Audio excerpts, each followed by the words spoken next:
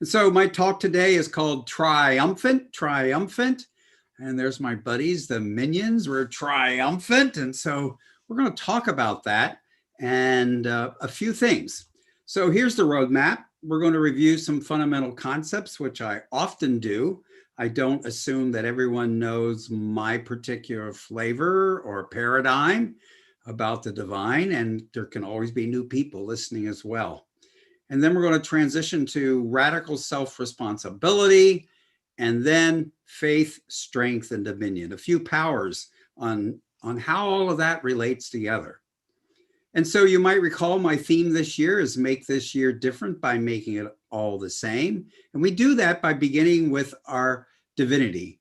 As Eleanor said, always, always, always defaulting to our innate divinity. And then this saying from Gospel of Thomas, the second saying, Jesus said, "Let one who seeks not stop seeking until that person finds. And upon finding, the person will be disturbed, and being disturbed will be astounded and will reign over the entirety." So I share that with you because you might get disturbed by something I share, and that's fine. That is absolutely fine. So recently, I found another quote, an unpublished quote, as I was working with the ministerial students, and I've never read this twist on it.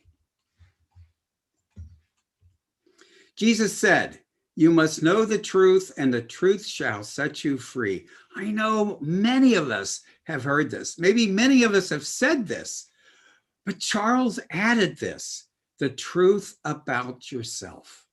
And really, that's what the focus of my ministry is about, the truth about ourselves. And then this recent quote was found, and this is from Eric Butterworth, who was a great minister and writer in the late 1900s. Jesus did not come here to tell of his divinity. His whole mission was to help us to know our own divinity. And for me, that means not a piece of the divine, not a spark of the divine, not a wave in the divine. That divinity is fully present at the point of view. We are fully divine and fully human. And then you might know or remember I did this a few weeks ago. This is sort of like an algebraic thing. If divine mind equals God equals principle, and principle equals I am, and the I am is my spiritual self, and the I am is your spiritual self, then my spiritual self and your spiritual self is God, principle, or mind. And to remind you, I already said it in a way, yet there is but one I am. In our divinity, we are identical. In our humanity, we are wondrously distinct. And this I am, it cannot be cut into parts. It is principle. And then God is it, neither male nor female, but principle. Many of us still go around with this idea of God being a deity or entity that lives someplace called heaven. But God is not a being. God is not he. God is not him. God is not her. So let's start talking a little bit about our personal power, which gets us into our personal responsibility. So our dominion, your dominion, my dominion, our authority is over our own thoughts, emotions, and passions. You are the sole king or queen of your consciousness. And not only do we have dominion over our consciousness, Charles says prayer makes each person a master in the realm of divine ideas. And this makes sense when we know our divinity is made up of what? Divine ideas. We could call them principles. We could call them powers. So we have dominion over our humanity, over our personality, and we have dominion over our divinity, the divine ideas that we fundamentally are. And so this gets us to radical self-responsibility. You see, you and I are 100% responsible for our thoughts, ideas, beliefs, images, feelings, emotions, perceptions, experiences, and attitudes. You alone, me alone. And we've grown up in such a culture, such a victim culture, that we think other things are causing our thoughts, ideas, beliefs, images, and feelings, emotions, perceptions, experiences, and attitudes. But that's not the truth. So just what is radical self-responsibility? That simply means you are 100% responsible for you. You are 100% responsible for yourself. And we could call it responsibility, because when we remember we are the ones in the driver's seat, then how I respond and react in every situation is on me. No one else, no thing, no person makes you or I react or respond in any way. And this gives us tremendous power, radical power. And so, just to be clear, because there's things that float around in unity circles and new thought circles about we are responsible for everything that happens in our lives. No, we are not responsible for everything that happens to us and around us. Do you really think you're responsible for COVID? Do you think every person that was in the 9/11 incident was responsible for those planes flying into those towers? Is the person innocently driving down the street that then gets hit by a drunk driver responsible for the drunk driver hitting them? No, we are not responsible for everything that happens to us and around us. Now, I'm responsible for what I do, because what I do begins with my thoughts, ideas, beliefs, and images, feelings, emotions, perceptions, and attitudes. You see, we got to be clear. There are some events I cause. There's some events I choose to participate in. And some events happen that I didn't even know were coming my way. But I am not responsible. You are not responsible for all of them. But again, you are, I am, we are responsible for our thoughts, ideas, beliefs, images, feelings, emotions, experiences, and attitudes, perceptions, and actions.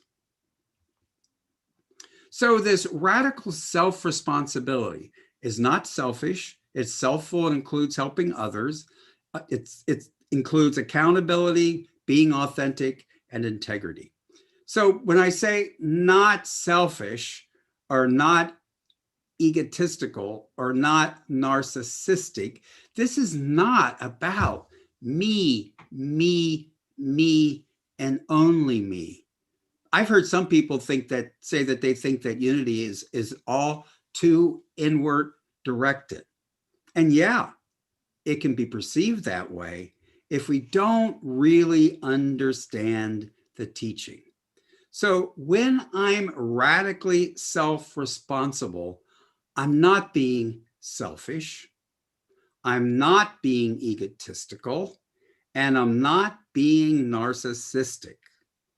Though someone could do it that way. In fact, it's all about being self-full. And that self includes my divinity. And when we are being self-full, it also includes helping others. It's not about me. It's about me and we. Because I'm a better we, you're a better we when you are taking care of your me. And this is a great quote from Myrtle Fillmore from her Healing Letters that kind of speaks to this. As you help others spiritually and in every way, you not only fulfill the law of giving and receiving, you develop your own resources and capabilities in fuller measure. And those resources include your divinity, not only your human resources, but your resources as divine, and especially your 12 powers. So what about accountability? It's about answerability. It's about being accountable. It's about when we're accountable, we are showing up better in the we. Because it's not about radical self-responsibility. I'm going to do anything I want and the hell with you. It's about doing what I say I'm going to do. It's also about being authentic. And I looked up this, and these are amazing words associated with authentic.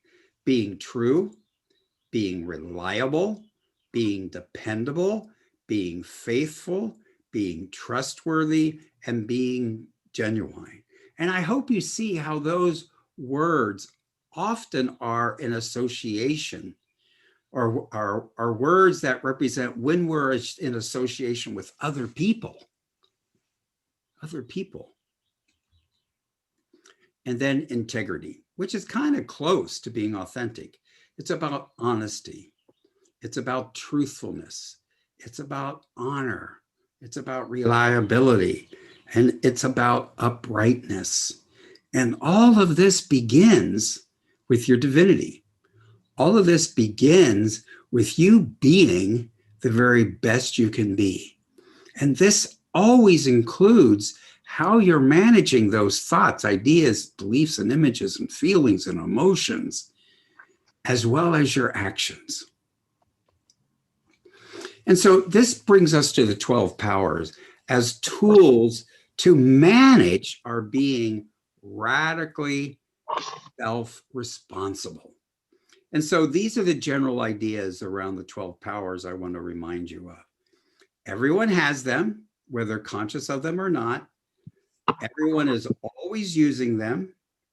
They don't care how they're used. They can be overdeveloped or undeveloped, and they can be used at any level of consciousness. And when you think about the levels of consciousness, remember in this context, I'm talking about whether you're showing up as a victim, whether you're showing up as a victor, whether you're showing up as a vessel, or whether you're showing up verity.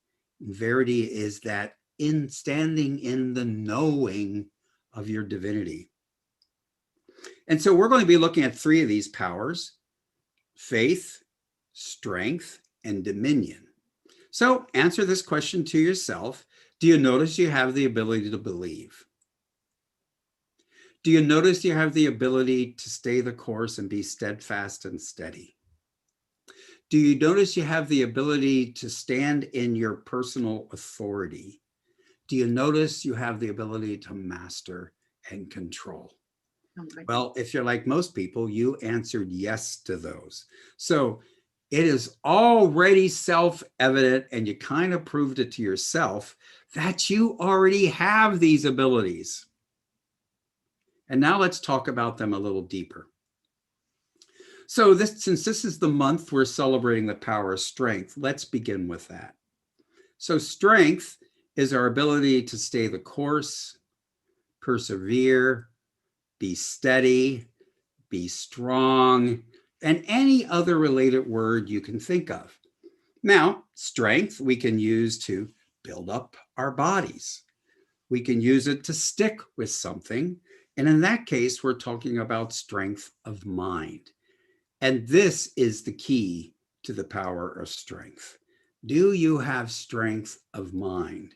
And when we're talking about radical self-responsibility and all those traits I shared with you, there are situations where many of us might be tempted to not act honestly, not act authentically, not act in integrity. And that's that very moment we have to call on our power of strength. And remember to stay the course and stick with what works best for us in being the very best we can do. Now, the interesting thing about strength is if you're trying to stick to something that you don't believe in, then you're probably not going to stick with it. So, for example, if you started a diet and you start out, you have all that enthusiasm, you've got zeal going with this, and you're doing fine, but in the back of your mind, you don't believe the diet's going to work, or you don't believe in yourself enough to think that you can stick with it. And if that's the case, if you don't have a strong understanding faith that is supporting your power strength, you're not going to be able to stick with anything. And remember, faith is the ability to believe. And when I talked about this before, I talked about it as a range from hope to belief to conviction, and whatever falls in between. And I think the most important one there is conviction. When we have conviction, we can stick with something and see it through. And remember, we're not talking about blind faith, a faith based on an outer power. We're talking about understanding faith. It's a knowing faith. It's a faith based on the principles we know and the law. And in this case, when we're working with mind or consciousness, we're talking about the law of mind action, which is thoughts held in mind with feeling produce more thoughts with feeling of the same kind in mind, in my mind, in your mind. And so with faith and strength working together, we can stick with something. We can see a project through when our zeal, our enthusiasm has lessened. And so it is with strength that we move forward and persevere to the end. And then we want to throw in a good old dose of dominion. So dominion is that sense of personal authority over oneself. And so in order to stay the course, you want to have dominion over that, wouldn't you? And dominion also is our ability to master something new, and to control anything that gets in the way. Well, what might get in the way? Well, if you're sticking with that diet and you're having those doubt thoughts, you want to control those thoughts. You want to tamp them down while you master doing this diet. So you can see how these three powers, that how we can use these three powers to be truly triumphant in any course of action we decide to take. And so this is yet another way to make this year different by making it all the same. We begin with our divinity. We remember we have the power of strength. We have the power of faith. We have the power of dominion, so we can stick with the things that are ours to do. And so, friends, that's how we are triumphant in mind. Thank you for listening.